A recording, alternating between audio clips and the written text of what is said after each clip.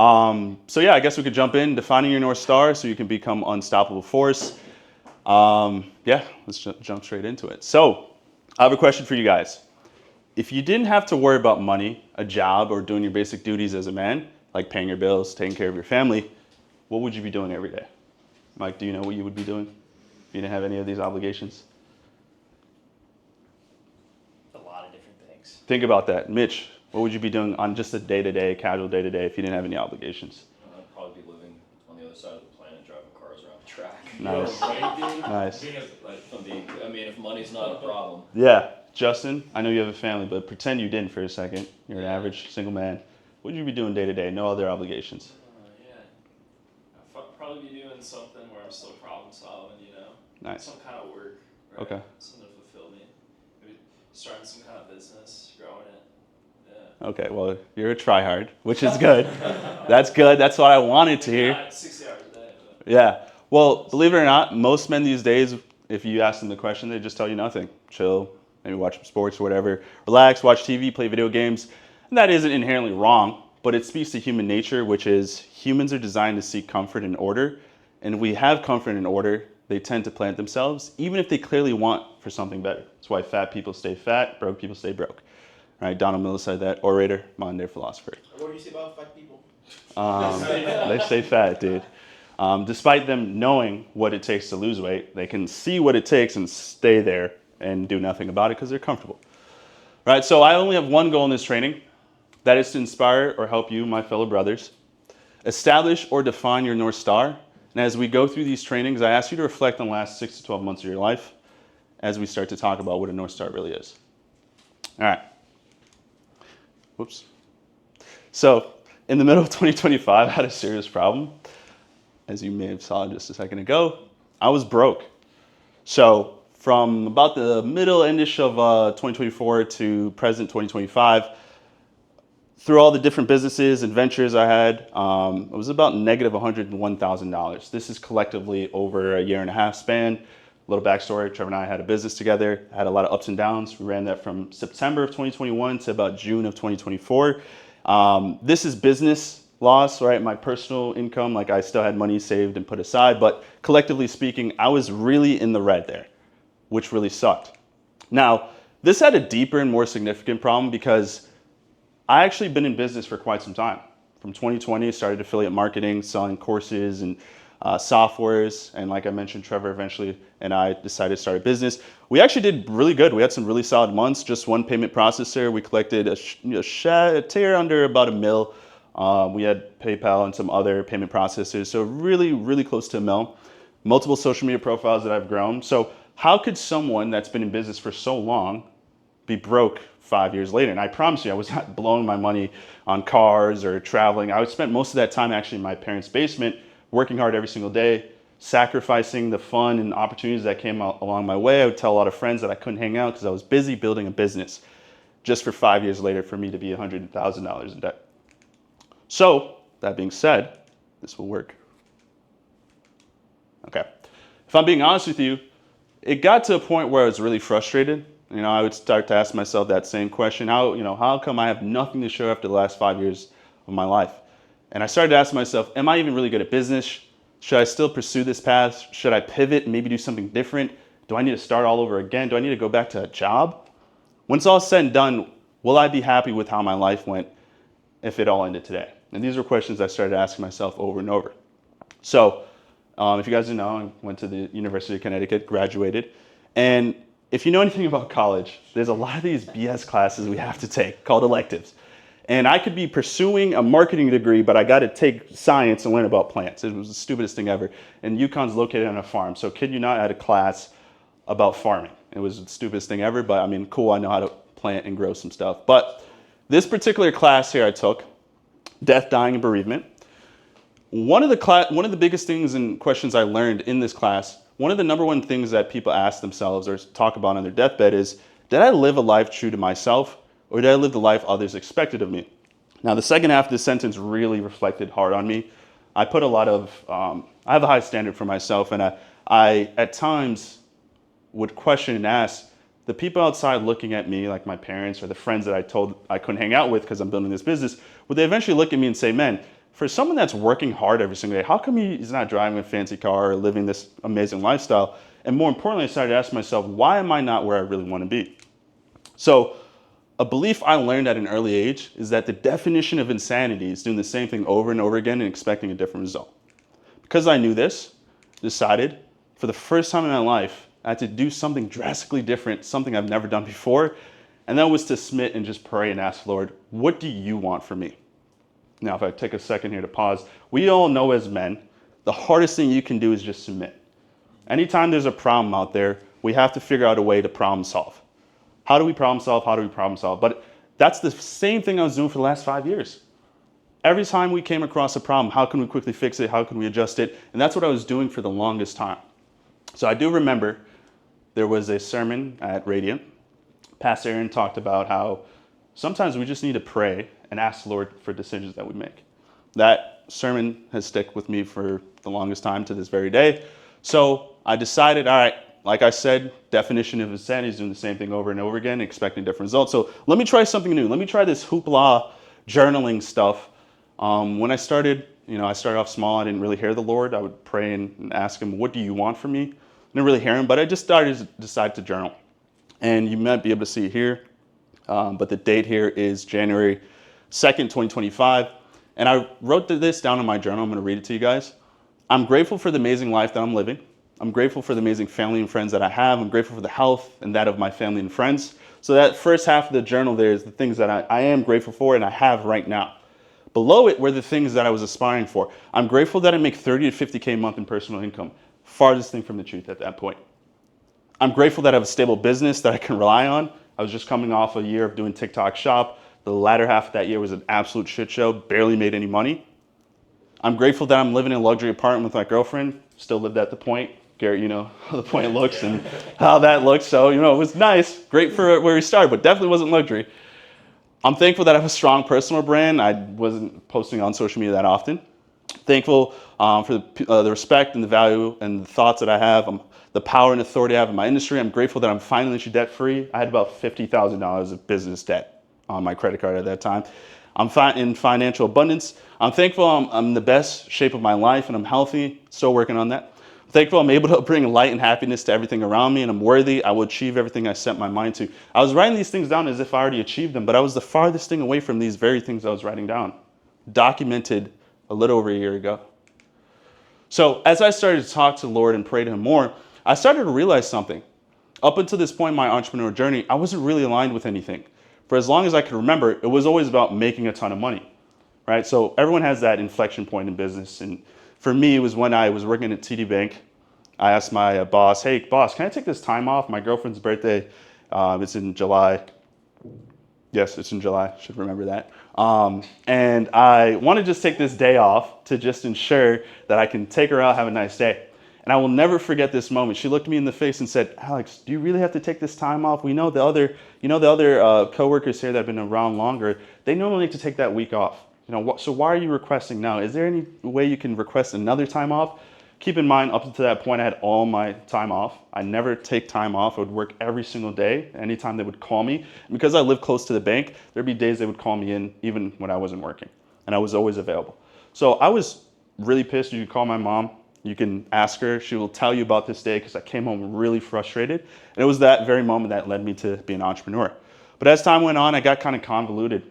I wanted the nice things, the fancy cars, but I never really aligned myself with a particular North Star. And you can ask Trevor, my former business partner, when we got started in business, it wasn't because we grew up and we were saying, one day I want to be a digital marketer, or one day I want to sell an online course. It was the furthest thing from that. We just saw it as an opportunity to make money and we just did it. And we worked really hard at it. We really tried to put our first foot forward, but it didn't really align with who we were. And it's one of the biggest reasons why it ended up failing. So Colossians 3:23, whatever you do, work at it with all your heart, as working for the Lord, not for human masters. Since you know that you will receive an inheritance from the Lord as a reward.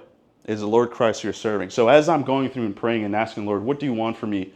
What do I need to do to accomplish the things that you have said for me? These are the specific pieces of scripture that stuck out with me.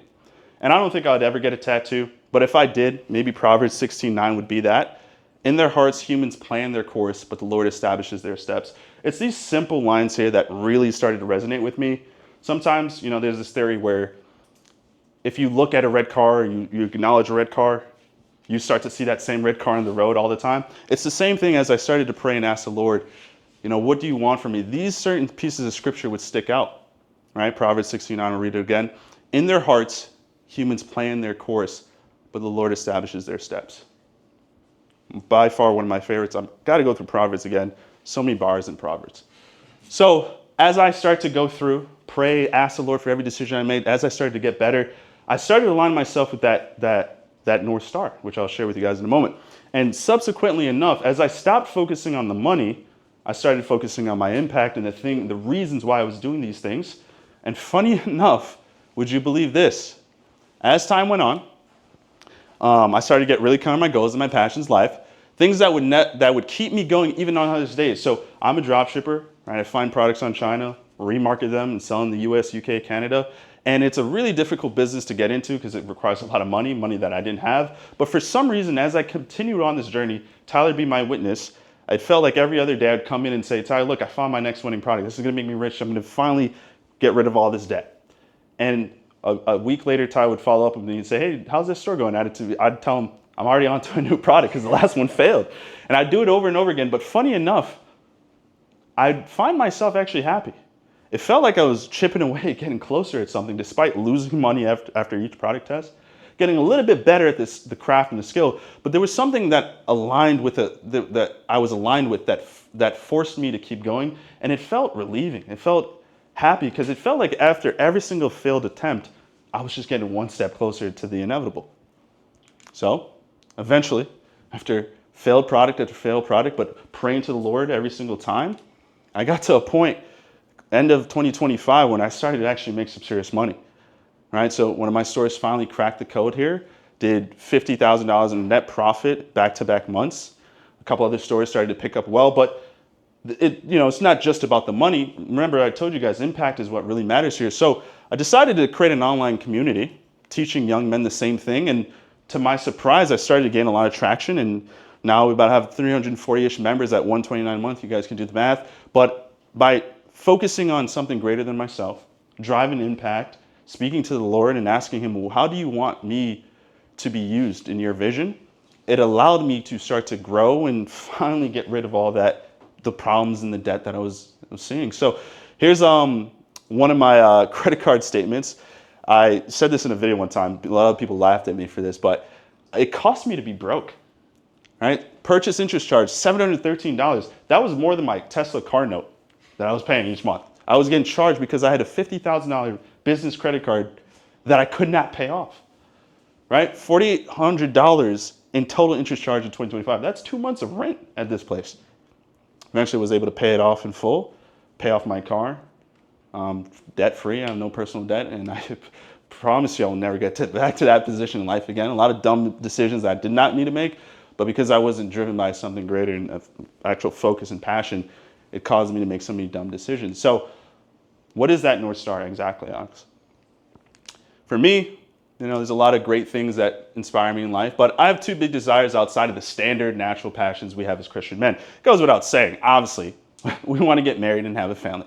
So I challenge you to think outside of that when developing your own North Star. It should be something that takes a big chunk of your life to accomplish. As Christian men, to me, these are obligations. We love these obligations. Obviously, we all want family, we want kids, but you want something outside of that. I personally think that's what a real North Star is, but obviously, depending on how involved you want to be with the family and kids, that could be a part of your North Star for sure, of course.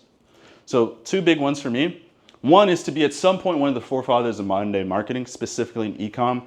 There are fundamental rules in marketing that will never change. I'll never be, the pioneer of a particular strategy, but I do want to be known, right? You think about Alex Ramosi, modern day marketer. A lot of stuff he talks about is actually already proven. He just found a way to, explain it in a modern way. So I want this because I want to create an impact that outlives me, that helps many young and hungry entrepreneurs change their life.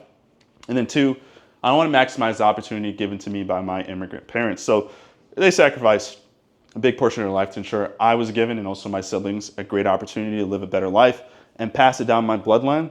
So it's my responsibility to ensure my family and future generations have what I like to call an unfair advantage in life, So we all have, advantages in life. Some of us are 6'7", others of us are really good at marketing. So that's my advantage, right? I love marketing. It's what I'm passionate about, and I want to continue to do it for the rest of my life in some capacity. I urge you guys to find whatever skill you're good at and lean in on that, because that's your unfair advantage. Some people are blonde, beautiful UGC women. Other of us know how to fly a plane.